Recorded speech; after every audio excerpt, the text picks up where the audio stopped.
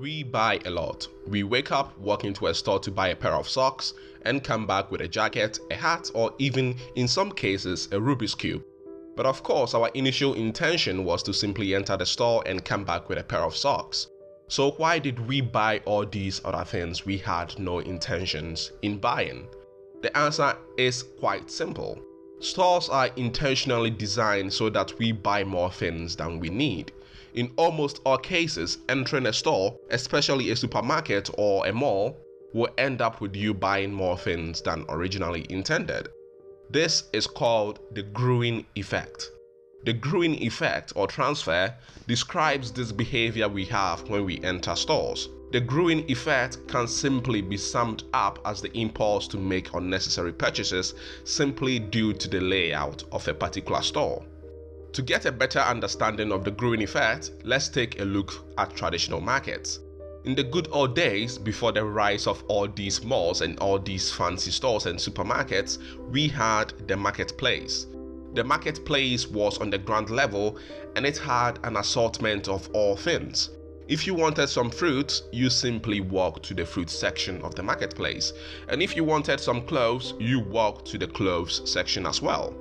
The marketplace was bustling. There was constant activity and there was constant trade. And of course, there was also impulsivity when it came to purchases. After all, in order to get to the fruit stand, you likely had to go through the candy or the spice stand. Today's candy smelled really nice and that new spice smelled incredible. So of course, you had to buy some candy and some spice before you went after that fruit you so dearly wanted. Today, marketplaces are reducing in numbers. There are certainly some marketplaces that are doing well, but for the most part, our marketplaces have been replaced by supermarkets and also malls. The rise of supermarkets and malls can be traced back to the 1930s during the Great Depression. Consumers were no longer going to the marketplace to make purchases because there was simply no money. Businesses that dealt with products that weren't food were struggling in the marketplace because of this lack of money. So the only alternative was to make it very irresistible to spend.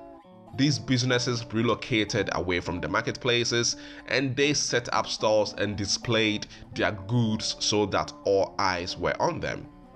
This moment was the birth of window display stores. You could neither ignore the items displayed nor run away from them. And since the items were displayed so elegantly and beautifully, you felt the impulse to enter the store and look at them or buy them. It was like a mousetrap. Of course, this wasn't enough. Businesses wanted more money and so had to develop better ways to lure in consumers.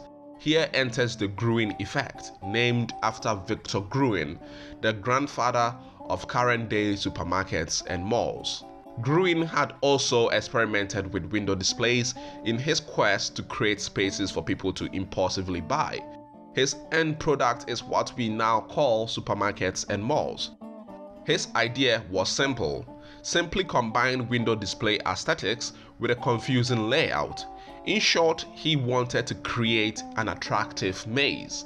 The longer consumers spend in a store, or the more confused you make them, the greater the chances of them buying more things. Take a store like IKEA for example. The reason why we find ourselves in IKEA for longer periods of time than we want isn't because we just love IKEA, it's simply because IKEA is designed to trap us in. A typical IKEA store is designed so you walk the entire length of the store. If you want to go to the children's IKEA section, you have to go through all the sections of the store. Oh, and if you want to use the bathroom or get some snacks, you almost always have to walk the entire length of the store. The longer you have to spend walking through IKEA, the more likely you are to buy something impulsively. Every store, supermarket, and mall is built with this intention in mind. The more confused and disoriented the consumer, the better. The longer you trap them in, the better. It's this same reason why stores, supermarkets, and malls change their layouts ever so slightly from year to year. Longer consumer exposure to the same layout reduces impulsive purchases and cuts into profit margins. So, the next time you walk into a store and buy something you didn't need, just know that it wasn't entirely your fault. The store was designed to make you do just that. This is the Gruen Effect, the impulse to make unnecessary purchases.